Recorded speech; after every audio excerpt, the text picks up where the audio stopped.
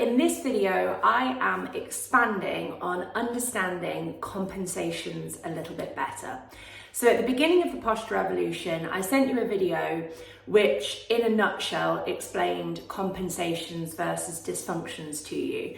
At the time, it may not have made much sense at all. It still might not make much sense, but I do hope, certainly by this point in the course, that you're starting to get an idea of how, when you try and move one part of your body, say your foot, you might notice that you hold your breath or your neck gets tense. So I'm hoping by now, even if you don't understand the anatomy or kind of how to fix it yet, but you're understanding that you have those connections in your body. You might try and wake up your hip flexor and your back hurts. You might try and wake up your hand and your shoulder hurts. You might try and wake up your foot and your neck hurts, like I said before.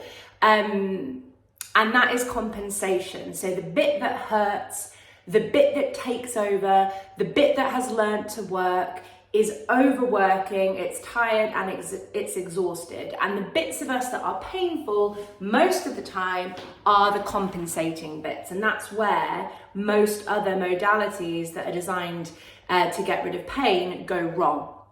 So because they focus on the knee that hurts or the hip that hurts or the back that hurts, they are basically focusing in on the symptom of the issue and not the root cause of the issue, which is the dysfunction.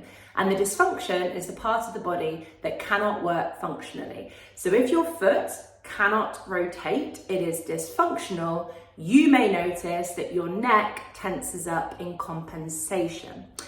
And I had a couple of questions in the Facebook group that I thought would be a good idea to add an extra video into the course to try and explain the best way that I can. So the way that I broke down what these couple of people said, I kind of divided it into two main questions. I'm going to do my best to answer it. So question number one, which I've slightly paraphrased, is what good does it achieve our bodies to compensate? So if compensation creates all these problems and all of this pain, then why on earth do we have this as a mechanism?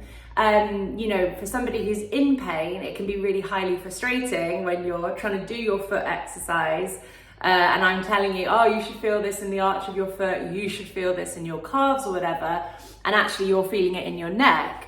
So what good does it achieve our body to have this compensatory mechanism? Why do we have it? It doesn't make any sense. It actually makes an enormous amount of sense. So think of compensation as a survival mechanism. And I think a nice analogy to use for it is a little bit like the flight or fight response when we're in situations of stress. Our bodies are designed to deal with stress in a kind of short-term way. Saber-toothed tiger comes along. We need that fight or flight response to save us and pull us out of the situation. In that sense, the fight or flight mechanism is perfect. That's exactly what we want. The modern world corrupts the fight or flight mechanism. So the modern world, because we're getting these chronic stressors day in, day out, means that the fight or flight mechanism isn't working in the way that it's designed to. Rather than it being that one load to get us out of danger in a kind of rare instance, instead our chronic overload of technology and bad foods and lack of sleep and just too much is wiring our body into this chronic state of stress. So we might ask ourselves now, well, why do we have the fight or flight mechanism?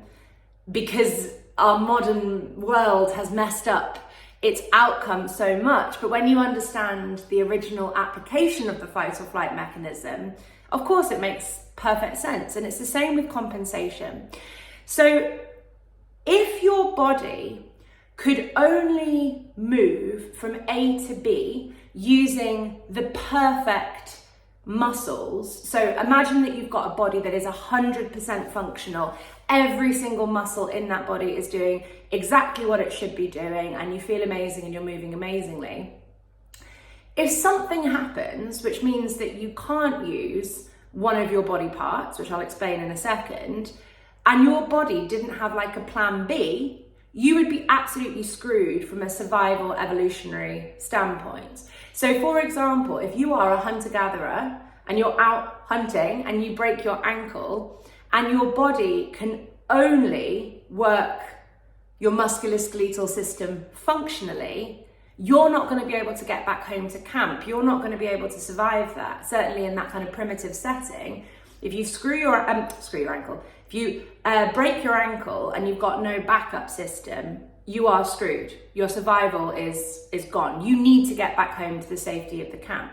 And that is where compensation is so incredibly valuable. In a situation like that, we need your body to have the capacity to not use its preferred muscle, but to use, the subordinates. If you can't use your hip flexors, at least we've got our quads, at least we've got our abductors, at least we've got our adductors to get us home, or whatever it might be. Compensation is survival. If you didn't have that plan B set up, back in the day, or even nowadays, you would not be getting anywhere when you were injured and in times of like short-term situations and stress. Just like I said with the fight or flight, the problem that we have for compensation is that when the system is allowed to compensate for really long periods of time, like it is with us as like modern sedentary people, the compensation becomes a wildly out of control beast. So to the hunter-gatherer that broke his ankle and needed to get back to camp, he is going to be active and rehabbing that ankle, and not in a medical physiotherapy type way, but the survival of his community and the well-being of his community depend on his ability to go out hunting. So he is extremely motivated to get up and gingerly start taking steps, waiting for things to recover, walking when he can, running when he can, and before you know it, he's back to hunting and he's back on that ankle and the ankle's moving and it's doing its job again. That's when compensation works really well. Compensation doesn't work very well in a movement-starved world. So, of course people nowadays are having accidents and things are breaking and they might have car crashes and fall off roofs and skiing accidents, horse riding accidents, all of these things, the way that we give birth, all of these things are acute things that can happen to our bodies. But the difference between us and the man in my example is that our lives are so movement starved that our bodies are not naturally rehabbing themselves.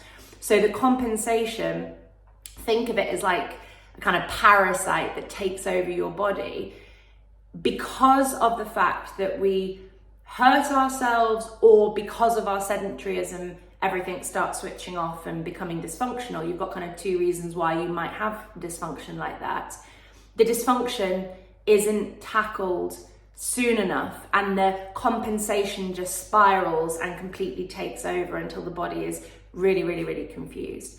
So hopefully that helps answer the question of what good does it do for our bodies to compensate. We need it. It's a survival mechanism. If we didn't have it, you'd be in more trouble than if you did have it. So for those of you who are maybe getting frustrated with your compensation right now, if you didn't have that compensation, you probably wouldn't be moving. You probably wouldn't be able to get up to go to the toilet, because if you can only work with plan A, if your body can only work with plan A, you've got no backup plan. And that's why as compensation spirals and really takes over the body, you will become more bedbound, you will become more sedentary. That spiral of compensation, think of it as that parasite, will start taking over, because there is only so long that the body can compensate for, and the compensations get worse and more serious if left untackled and over time. So that's why our posture work is so important.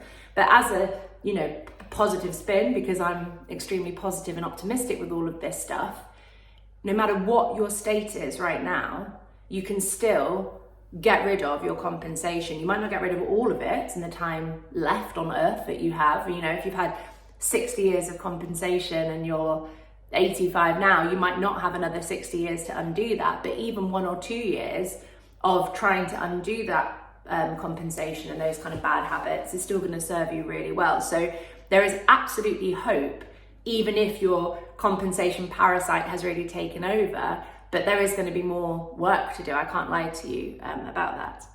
And then the second part of the question that people wanted a bit more clarity on is, how is it that the body parts that are really far away can be impacted, and how can they be involved in the compensation? So the reason I use that foot and neck example at the beginning is, firstly, it's extremely common, and secondly, it was what the person who asked the question had mentioned. Why, when they try and move their foot, does their neck take over? How can that be? They are so far away from each other, and the reason is that we have muscular connections running throughout our body. Everything in our body is connected through the bones, the joints, the tendons, the ligaments, and especially the fascia. So everything is connected. And if you try and move your foot, but your neck is reacting, that's not how that compensation would have started out like 20 years ago, whenever it was that that compensation developed, I don't know. Once upon a time, you would have tried to move your foot and your hip would have responded, which is maybe close enough for you to be able to see how that would kind of connect and work. And then the hip started getting bunged up and tired because it was already doing too much stuff. It just didn't have the capacity to work on behalf of the foot. So let's work on it this way. It's your right foot that's the problem. You can't move your right foot. Right foot doesn't move. Body thinks, no worries, I've got my subordinates a bit higher up the chain. Let's use the muscles around the right hip to try and move that right foot. Body copes with that absolutely fine for 5-10 years maybe. These things happen very slowly over time. What then happens is the right hip gets so tight because it's overworking so much, it becomes exhausted, it can no longer do the job of the right foot. So what happens then is it goes a little bit further up the chain, and it might be that it's the area around your rib cage and diaphragm, your obliques, the side of your body. You're not moving through your foot properly. Your hip is too tired to do it anymore, so it's had to bow out of the race. Now your upper body is trying to kind of throw you forwards at the rib cage because you're not getting that momentum from the foot and you're not getting the momentum from the hip. And so now it's happening at the rib cage. After a while, the rib cage gets really, really stiff, and then it will move into your right shoulder. So then the right shoulder might start getting really painful after a while. And now at this point, you're kind of basically moving your body forwards using this push from your shoulder because it's not happening through that entire lower body chain. And then after a certain point of time, the shoulder can't do it anymore. So then it's your neck that takes over, and then it will turn into like headaches and balance problems and tinnitus and dizziness and all that kind of stuff. So that's how it happens. You don't break your foot one day, or the muscles within your foot don't switch off one day and the next day your neck hurts, or your neck hurts. These things take years, they take decades. It's a really slow degradation of an entire chain of muscles. But by the time the neck is screaming at you, you've maybe lost that memory or that awareness of everything that happened before it over the previous 20 years whilst all of this was happening. So that's how the body parts get impacted when they're so far away from each other. It's not initially that the neck is trying to do the work of the foot. It's that you get to a certain point where everything in that chain is so bunged up and exhausted and tired that the neck is the only part of it that is like moving in any way, shape or form or correctly. The neck is actually the most functional part of that chain, and therein again lays that like paradox that we need to get our head around, which is the bit that hurts is the bit that is probably working the best because it's moving the most. And the bits that are not moving, you don't feel them and therefore they don't hurt. So I hope that is a helpful video. I hope that helps answer some questions and helps you learn to love your compensations a little bit more, because if you didn't have them, you would be in a much worse physical state right now. If you didn't have them, you'd be feeling a lot worse right now than you actually do. So be a little bit grateful for them. They are trying to protect you and look after you.